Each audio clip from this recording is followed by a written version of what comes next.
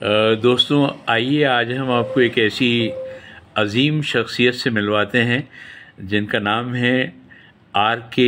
अग्रवाल साहब। R.K. अग्रवाल साहब जो हैं वो बड़ी खूबियों के मालिक हैं। जहां एक तरफ तो ये एक बहुत ही ज़बरदस्त डिपार्टमेंट है मध्य प्रदेश का, और PHE डिपार्टमेंट जिसे हम कहते हैं, उसके अंदर आप इंजीनियर इन चीफ थे। और इतनी बड़ी पोस्ट होने के बावजूद भी आपका संगीत से बहुत ही अथाह लगाव है। और R.K. अग्रवाल साहब जो हैं ये आज मेरे एक बड़े पुराने दोस्त हैं, गुना के, देश की बहुत ही मशहूर शख्सियत हैं। नहीं सर, जो है कमलेश। आपका बहुत छोटा सा प्यारा सा नाम है लेकिन बहुत मकबूल हैं, कमलेश ओझा साहब। और देश इनको जानता है।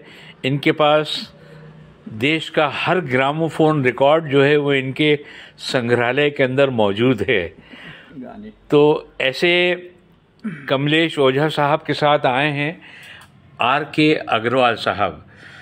और R.K. अग्रवाल साहब की खुसूसियत के बारे में मैं बता दूं कि इनके पास तकरीबन 58,000 गानों का कलेक्शन है।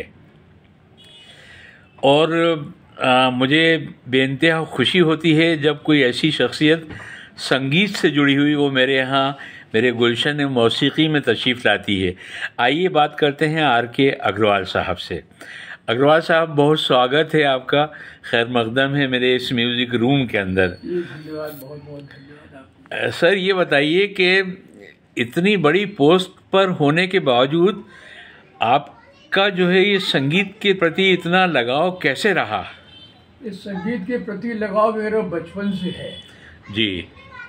ये कहिए कि जब मैं स्टूडेंट था जी, उस समय रेडियो सुनता था। वो भी रेडियो नहीं था मेरे पास, किसी और का रेडियो सुनता था। जी जी। तो उनमें से गाने सिलेक्ट करके नोट करते जाता था। ओहो। कि जब कभी मेरी कुछ इनकम होगी हाँ, तब मैं ये रिकॉर्ड खरीदना शुरू करूँगा। हाँ हाँ ऐसे कलेक्शन करते करते जी। कैसेट प्लेयर खरीदा, कैसेट्स खरीदे। उसके बाद CD के ज़माना आया तो CD प्लेयर लिया जी। कंप्यूटर लिया।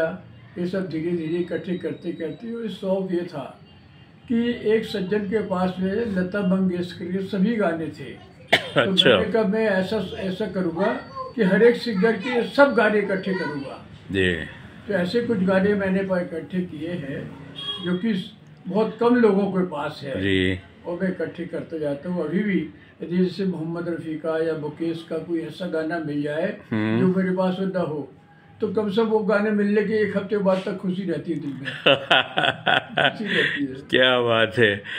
अच्छा, आपने बताया था कि आप प्यारे लाल साहब जो हैं म्यूज़िक डायरेक्टर, तो उनके साथ भी आपका साथ रहा, उठना बैठना रहा, तो कुछ बताइए आप। एक बार मैं भोपाल गया, बॉम्बे गया था। हाँ और उसके पहले मैं प्यारेलाल जी से मेरी टेलीफोन में बात हुई थी। हाँ मेरे एक मित्र ने प्यारेलाल जी को मेरा परिचय दिया था। हाँ तो प्यारेलाल जी कहा कि मुझे उनसे बात कराओ जी। तो टेलीफोन में मेरी उनकी बात हुई। हाँ मैंने बताया कि आपके बनाए हुए करीब करीब सभी गाने मेरे पास में है। बोले आप भोपाल आइए। क्या बात जी। सॉरी, बॉम्बे आइए जी तो मैंने कहा बॉम्बे आऊँगा, मुझे 1 महीने बाद का टाइम दीजिए क्योंकि रिजर्वेशन कराने के लिए टाइम मिलेगा नहीं। हाँ रिजर्वेशन मिल जाएगा। बोले ठीक, जब रिजर्वेशन मिल जाए आपको तो आप मुझे फ़ोन कीजिए, मैं इंतजार करूँगा। क्या और बात। आप अपने साथ अपने कोई दोस्तों को भी ला सकते हैं। तो मेरे 4 दोस्त जबलपुर के, 4-5 दोस्त बॉम्बे के, एक सज्जन भोपाल के, ऐसे हम लोग करीब 10 लोग उनके पास गए और 3 घंटे उनके पास बैठे। मैंने सभी गाने उनको रिकॉर्ड करके DVD में रिकॉर्ड करके दिए उनको। हाँ हाँ। और चर्चा होती रही। उनका उनका जो क्या बोलते हैं, ड्राइंग रूम नहीं, हाँ जो कुछ म्यूजिक सिस्टम है, हाँ। म्यूजिक सिस्टम ने प्ले करके दिखाया।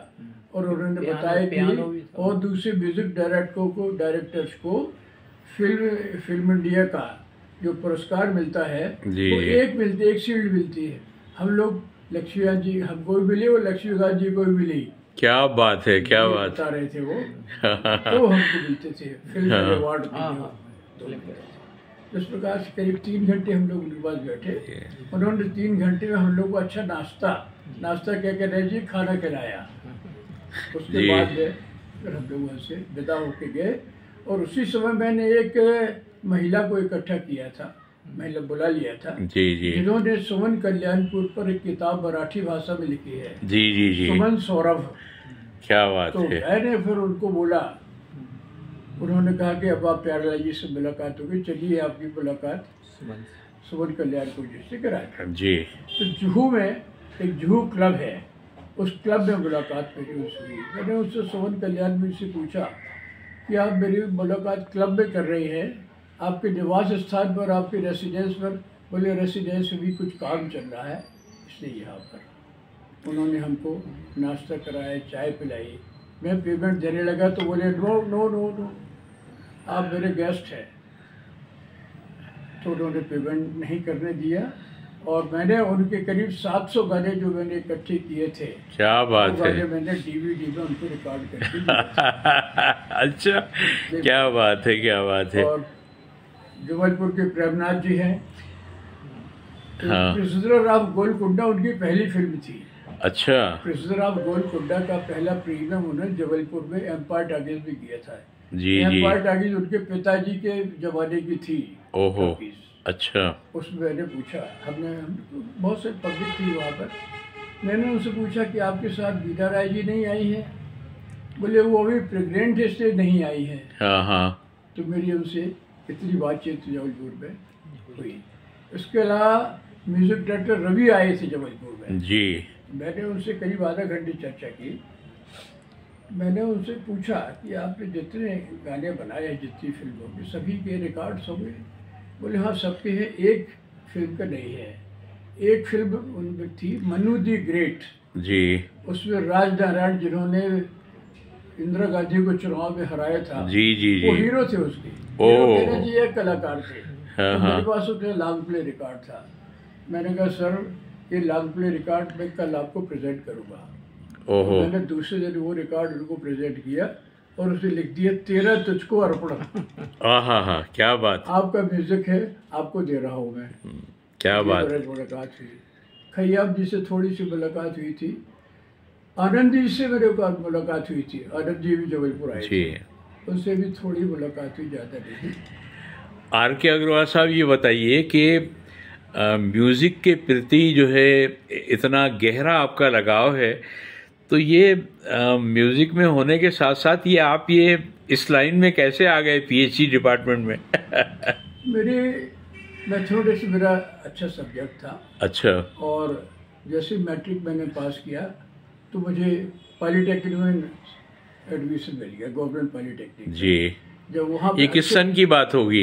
ये 1955। ओहो, क्या बात। 55 में मैंने मैट्रिकुलेशन किया। क्या बात। फिर मैंने डिप्लोमा इन इंजीनियरिंग किया, सिविल इंजीनियरिंग में 58 में।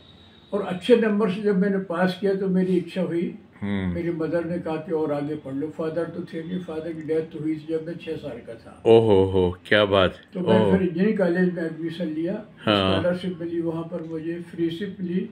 और मैंने 1962 में मैंने जब इंजीनियरिंग पास की तो सर्विस के लिए मैंने अप्लाई किया, तो यहाँ मेरा पीएचडी में सिलेक्शन हो गया।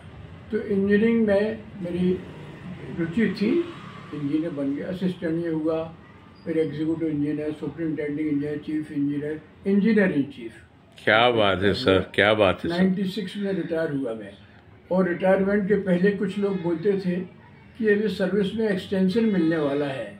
मैंने कहा मुझे अब परेशान मत कीजिए, मैं रिटायर होकर के अपने म्यूजिक में अपना इंटरेस्ट कर लूँगा, मैं अपने घर जाके रहूँगा जबलपुर में। और मैंने उस समय से फिर जो हमारा कलेक्शन यहाँ वहाँ पड़ा था सबको एक करना शुरू किया। और अब मैंने जो गाने इकट्ठे किए सबको मैंने हार्ड डिस्क में रिकॉर्ड करके रखा हुआ है, वो सुरक्षित है। क्या बात है सर। सर बहुत खुशी हुई आज आपसे मिलके, और मैं कमलेश ओझा साहब का बहुत शुक्रगुजार हूँ कि आज इतनी अच्छी शख्सियत को आज वो मेरे इस म्यूज़िक रूम में लेके आए और हमेशा लाते रहते हैं। बहुत शुक्रिया कमलेश भाई।